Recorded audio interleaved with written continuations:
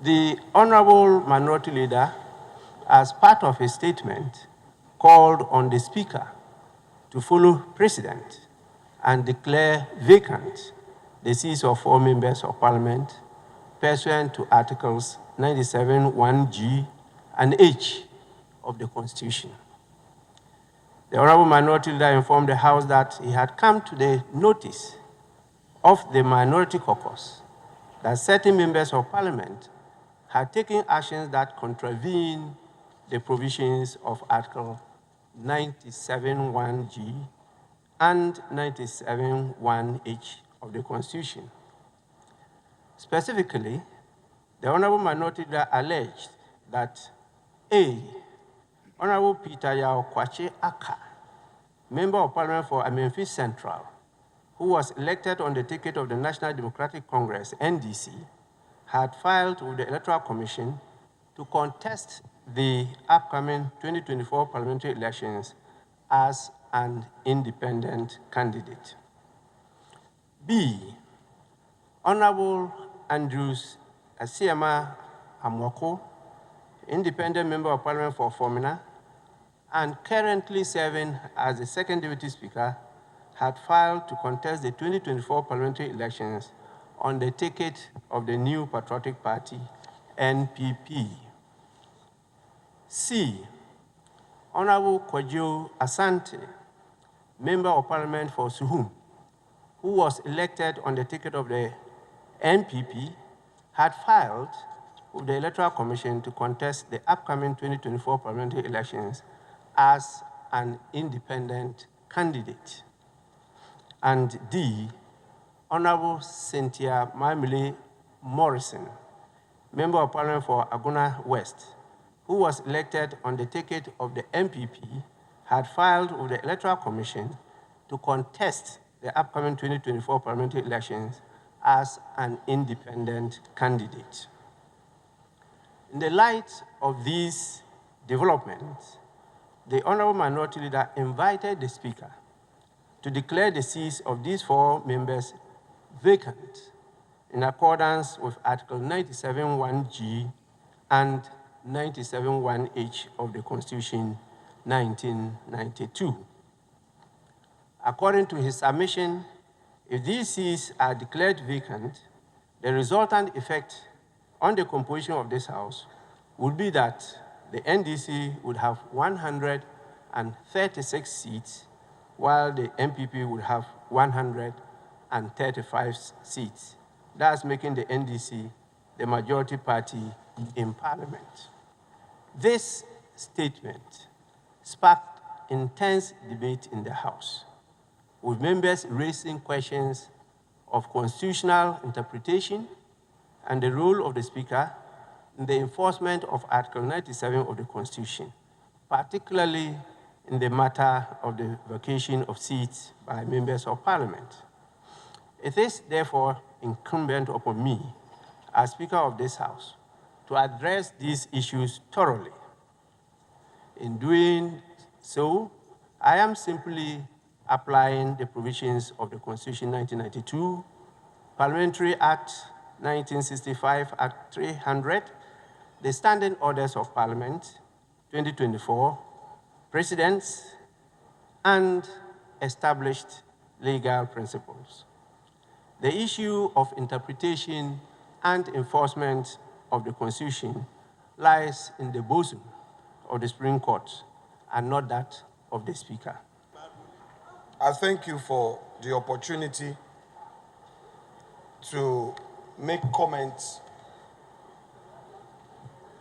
on the communication you have just delivered to the House. May you kindly refer to the standing orders that you are coming under. Mr. Speaker, I do not come under any standing orders.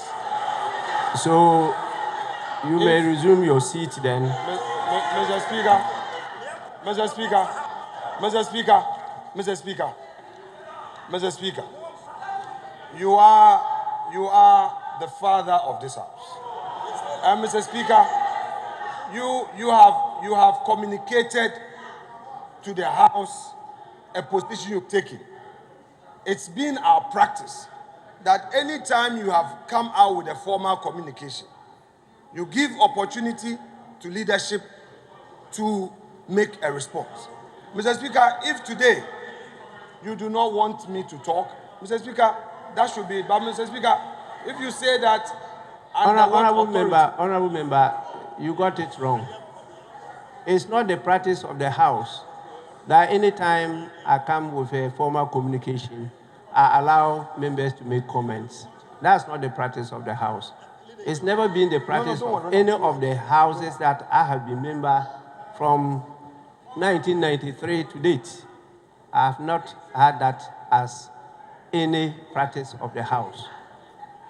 Some speakers, including myself, may entertain some comments from members, but it is not a practice of the House. Mr. Speaker, if it pleases you, I would like to make some few comments on the matters you've raised, because, Mr. Speaker, these are very grave matters. The matters you've raised are not light matters. They are very grave matters that I would want to comment. And, Mr. Speaker, so please, you want to seek my leave to make comments? That is so, respectfully. Now you agree it's not the practice, Mr. but Speaker, you are just seeking my leave. Mr. Speaker, as it pleases you, with your leave.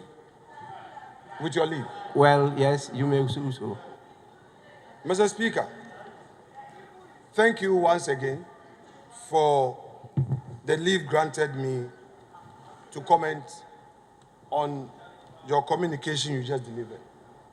Mr. Speaker,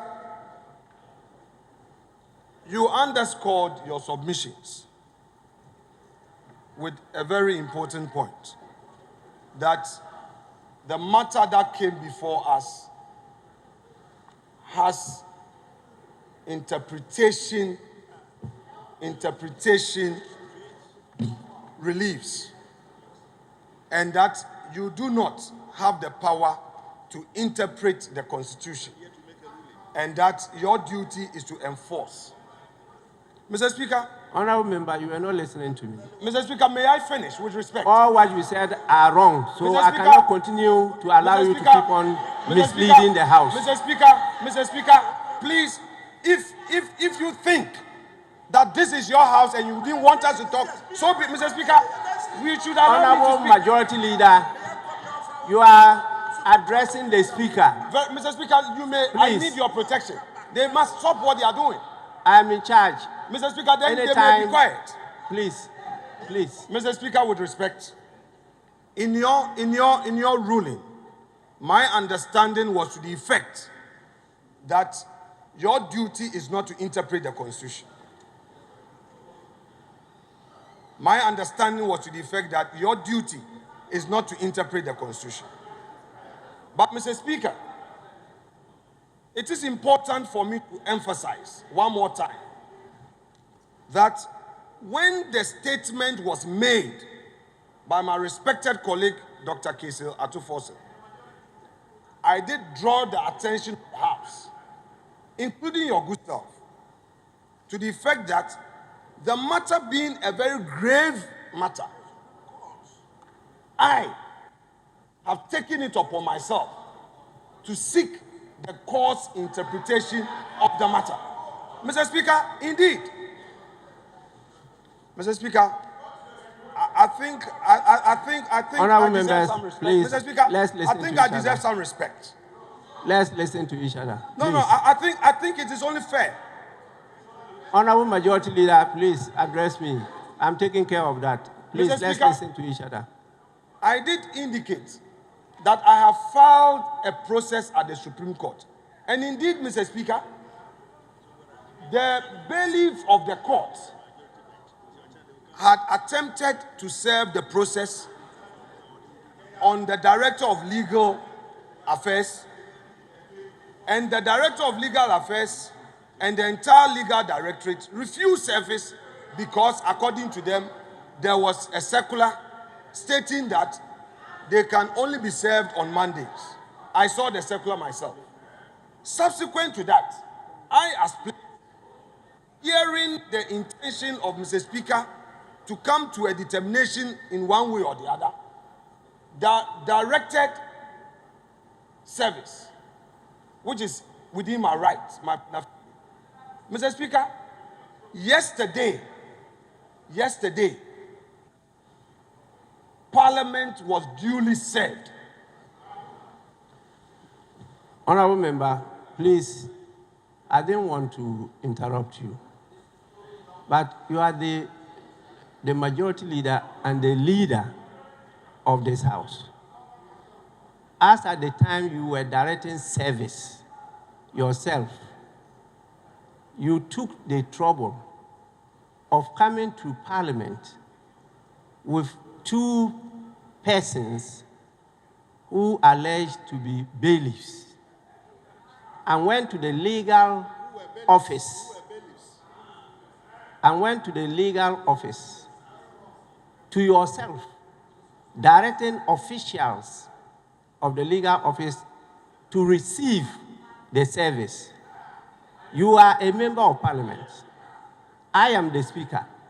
It is my duty to protect your privileges and immunities. In doing so, I had a discussion with the Chief Justice, and we came to an understanding that in the meantime, the Chief Justice issued a directive as to how service of members of Parliament, some officers of Parliament, and the Speaker could be effected. I communicated this to the House and discussed it with you, the leaders.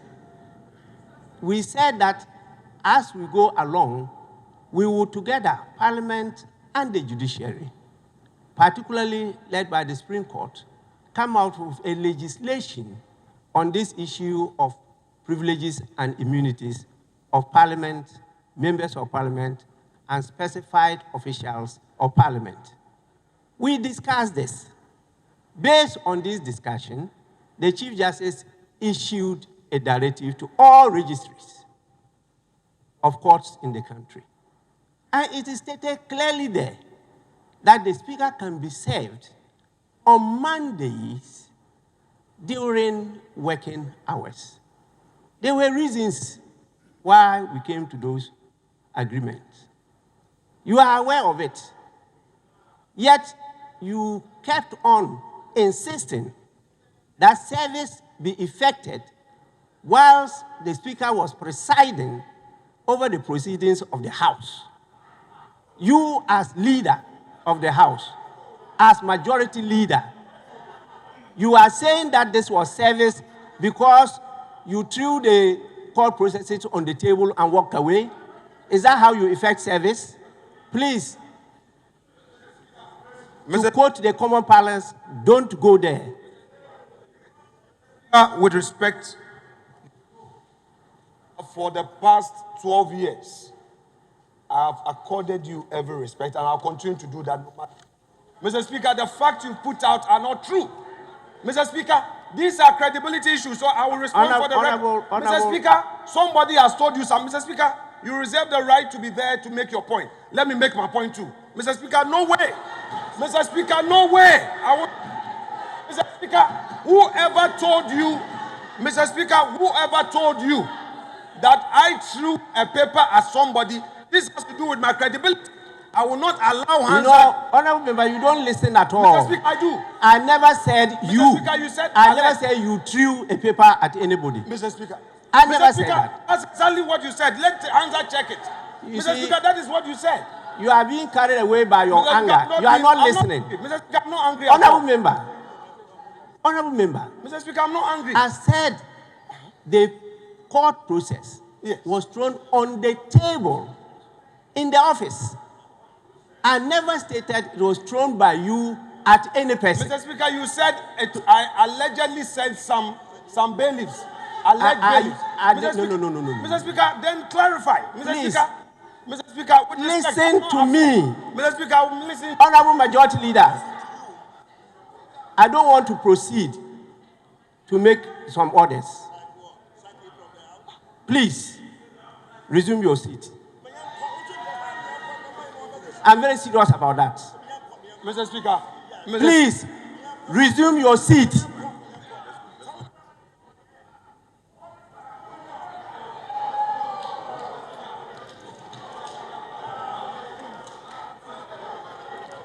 Honorable member, your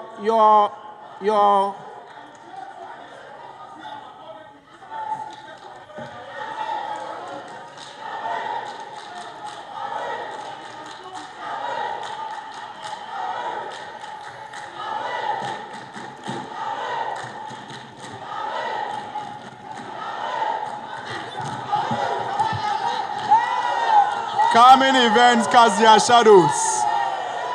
We have Parliament now, elect with the executive.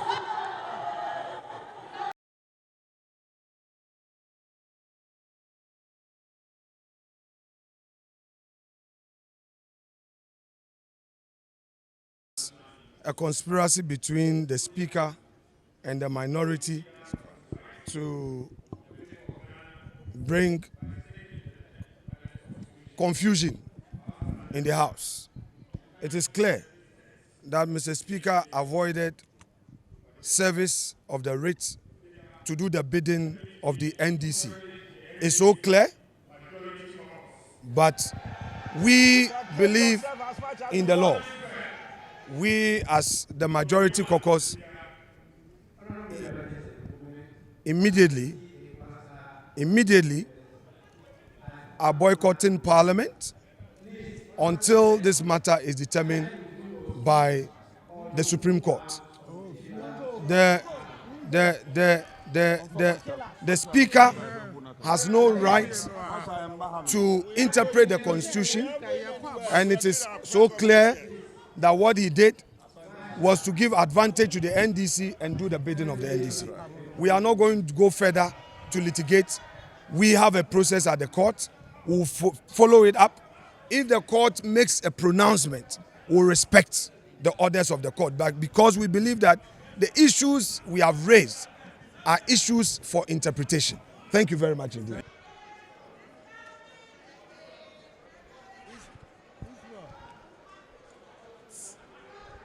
Israel.